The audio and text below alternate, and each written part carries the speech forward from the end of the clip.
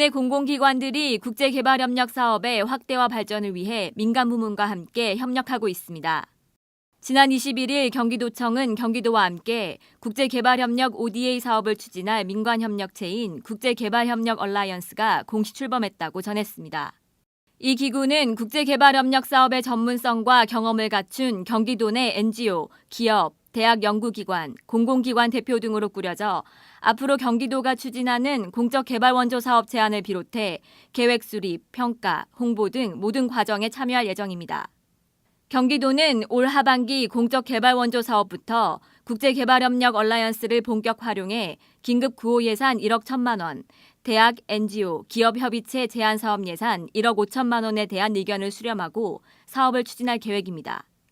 한편 문화체육관광부는 지난 20일 관광공적개발원조 사업 추진을 위해 관광공적개발원조 협의회를 발족한다고 전했습니다. 우리 정부는 개발도상국 외화 수입의 3분의 1을 차지하는 관광 분야에 대한 공적개발 원조를 통해서 동반 성장과 세계 관광산업 발전을 위해 노력한다는 계획입니다. 관광공적개발원조협의회는 문화체육관광부와 한국관광공사, 한국국제협력단 코이카와 관광학계 전문가 등 10여 개 기관 관계자가 참여하는 회의를 통해 관광공적개발원조 사업 계획의 수립과 조정 등 사업 운영을 총괄하는 역할을 맡게 될 예정입니다. 네팔 정부가 대규모 지진 피해에 따른 재건 및 복구를 위해 국제사회에 18억 달러 상당의 재정 원조를 요청한 가운데 우리 정부는 네팔에 1천만 달러 규모의 무상 원조를 제공하기로 결정했습니다.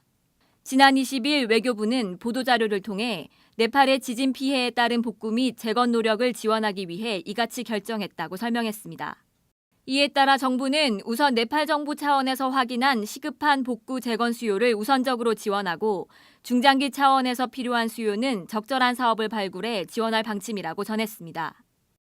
초기 복구 단계에서는 잔해 제거를 위한 중장비 제공이나 이재민을 대상으로 하는 의료 구호 활동을 즉각 실시할 예정입니다. 또 현지 대사관 등과 협력해 피해 지역의 보건의료 체계 구축을 돕고 네팔 정부의 지진 피해 대응 강화 사업 등을 지원할 계획입니다. 지난 18일 오후 박근혜 대통령은 청와대에서 우리나라를 국빈 방문한 나렌드라 모디 인도 총리와 정상회담을 가졌습니다.